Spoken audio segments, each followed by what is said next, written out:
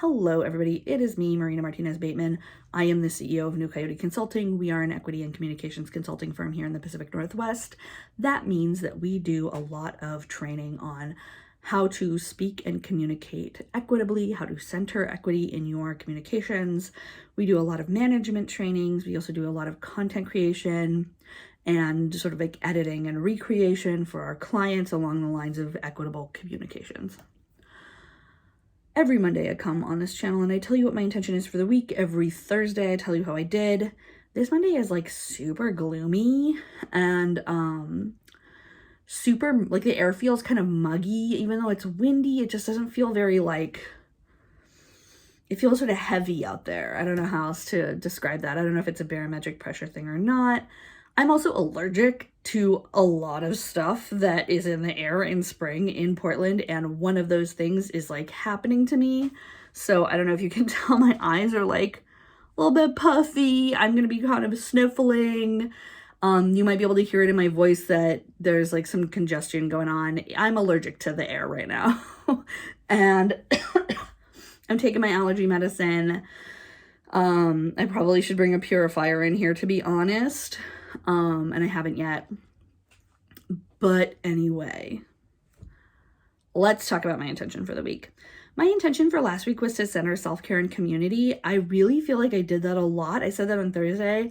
I went on to have like a really good weekend, hanging out with friends, going outside, eating food together and doing things that really rejuvenate me. I've said it a million times on here and in life, but for me, face-to-face interaction with my people is just a must.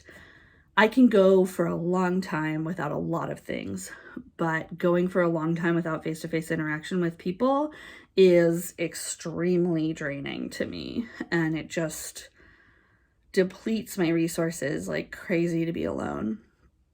Not necessarily to be alone, but just to be without that interaction. I also recharge in different ways from being alone, but right now and recently, a lot of my alone time is not truly alone time.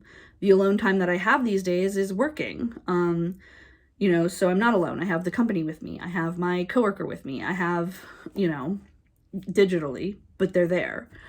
My clients, of course, are with me and their clients. So it's this weird sort of not alone time that's happening. You may hear it in the plan with me that's going to come out in a couple of weeks, which was from this Sunday. But I got really anxious when I was thinking about this week. Now that I've been here this whole day, I don't feel anxious right now. I feel fine. I feel happy. And also I'm remembering that anxious feeling, and I want to honor it. I don't want to try and pretend that I didn't feel it. When I was talking with my husband while we were doing the plan with me, and you'll hear it in a couple of weeks when it comes out, he said, it sounds like you're in burnout. And I sort of like did my little list of things that cause burnout. And I was like, yeah, I mean, most of the factors for burnout are here with me. I think that as the CEO of an organization, those of us in leadership positions where we have a lot of power in an org, burnout can look a little bit different for us. It can feel less. Well, I mean, every time I've ever experienced burnout in my entire career, no matter where I am, I always downplay it. That's just a fact. Here in this place, it feels more like burnout is something that I'm doing to myself.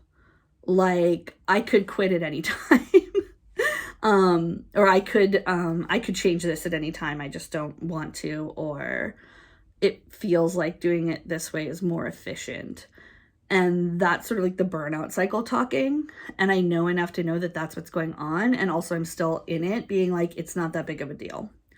So I want to lean more into, the things that one must do to prevent burnout, like not working, when you don't have to, going into places where you can see the needle move that have nothing to do with work. I mentioned that a while back, that was something I wanted back in my life. And then spring happened. And so it felt like, you know, as the first flowers of spring were opening, it was this kind of perfect situation where the needle was moving because the flowers were opening and spring was happening and the temperatures were rising. And it was nothing that I did anything about. Like, I didn't have to make that happen.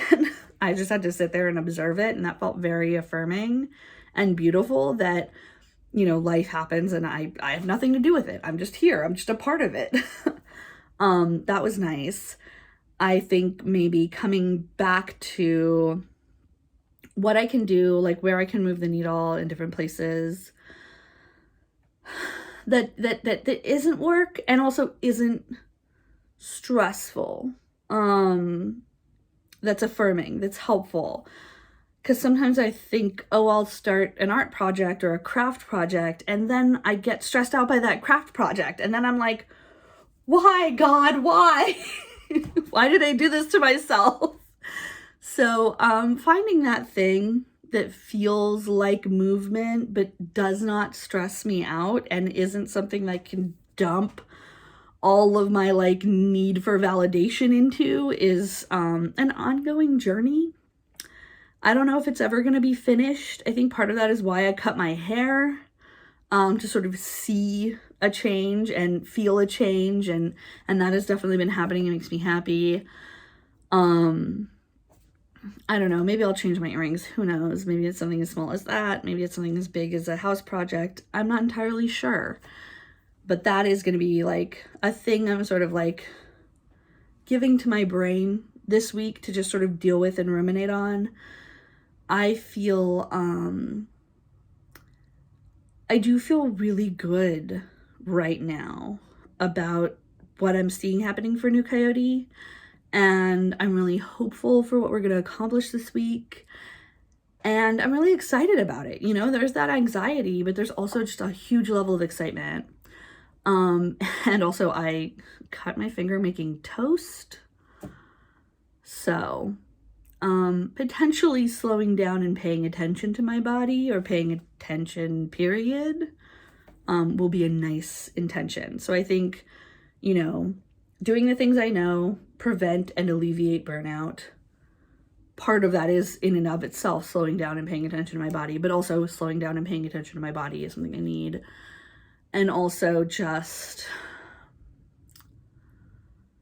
I think I need to revel in some stuff right now, you know, like revel in some success, revel in some springtime, you know, like I haven't done a lot of that. I've been really focused on getting us out of this hole that we've been in.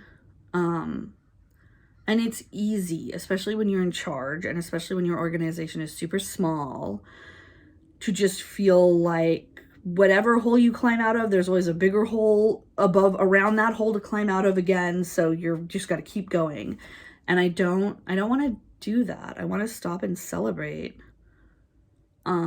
every victory right now. That feels very important to me. So, and also several of my friends are having birthdays. There's a lot of other things going on that we need to celebrate. So getting on that and being important, like making that important to me is going to be a big part of this week, potentially next week as well. Like usual, do not forget to have a lunch. No one will force feed you your lunch. Go take a walk, go smell a flower, say hi to someone that you've been thinking about. Don't just sit here and work. That's not what we're made to do. I will see you on Thursday. Have a week. Bye, everybody.